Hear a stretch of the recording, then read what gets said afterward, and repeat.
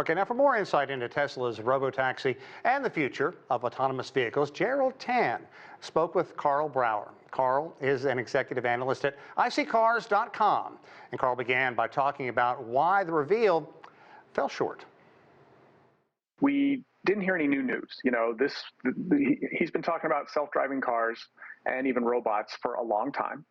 And I guess maybe the positive thing was we saw a new version of one of his cars, his robotaxi, but I also saw that it only had 2 doors, which struck me as quite inefficient. If you're trying to build a fleet of autonomous driving, people-moving vehicles, I'd want it to have 4 doors for easier entry and exit and more efficient cargo capacity and easier to get in and out of.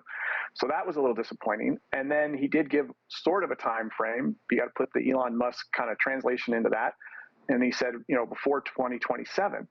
But you've got a lot of other companies, Waymo, Cruise, Mercedes-Benz. I mean, Mercedes-Benz currently has a consumer purchase, you know, capable and ready to go level 3 self-driving car that you can buy right now, the S-Class and the GLS. And who knows where they and Waymo and Cruise are going to be in another 2.5, 3 years when maybe Tesla's going to be there too. So we're a couple years away from anything on self-driving. He didn't really give a hard time frame on the robots. And I just don't know when any of this is going to manifest in an executable revenue stream for him. And I think that's what a lot of investors are rightfully wondering. And then maybe that's why the stock's down. Right. No new news is right. And that $30,000 price tag, how realistic is it? Yeah, and notice how he kind of qualified that. Eventually, it'll be $30,000, right? So, you know, you amortize the cost of something long enough, you can make anything really cheap.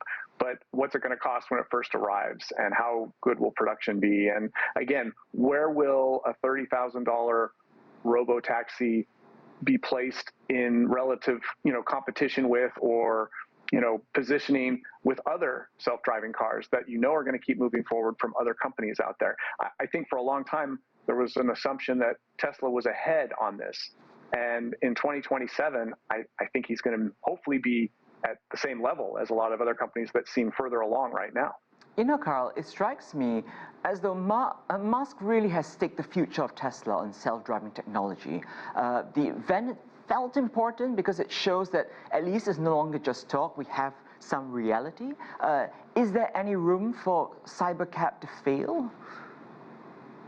No, there really isn't. I mean, I think it's not unrealistic or inaccurate to say that he's got a current revenue stream, and it's called selling electric vehicles. And there's more competition every day, and there's increasingly capable competition from China that's lower cost. So every non-Chinese electric car maker right now is feeling pressure, and they should. And they're all looking at how they're going to cut costs and remain competitive. I think Tesla and Elon realizes he can't sell electric vehicles indefinitely and make money and have a viable business plan. So now you've got a runway. How long can his current revenue stream, which is under increasing pressure, last while he develops a new one based on AI and robotaxis and robots? And I think he's under some pressure, and he knows it. The stock's under some pressure. It's looking like it. And it's going to be an interesting next few years, but there has to be really a paradigm shift for this company to have a long-term future that's going to be prosperous and growing revenue-wise. I'm glad you bring up the competition because it's from EVs and also from autonomous vehicles. I mean, Alphabet, Google's, what is it called, Waymo, they have one already out in service. How does the Tesla models compare, I mean, based on what we know, with what's already out there? Well, that's really the question, right? I mean, we've seen these guys developing this technology. It's taken years. They have to deal with regulators. They've had some of their own problems. There's been various issues with self-driving cars, you know, having accidents, and some of them have been kind of tragic. And when that happens, that really slows things down. Now, is Tesla going to show up on the scene and just completely blow those guys away in time frame and how quickly he can get approved and all? Maybe. Of course, there's a lot of people who feel like LiDAR is really important, and I think he's totally pushed that away and says he doesn't need LiDAR. And a lot of people think that that's core, and I think Waymo and Cruise and some of the others are using it.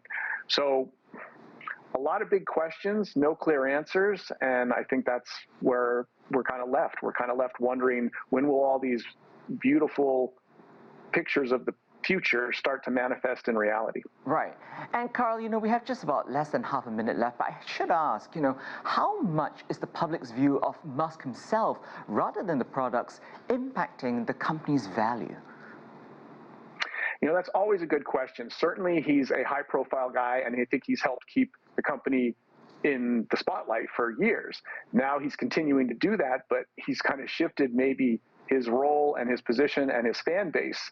And maybe he's losing people, maybe he's gaining people, I don't know. But I certainly don't see him as less controversial than he was 2 or 3 years ago. He's only more controversial.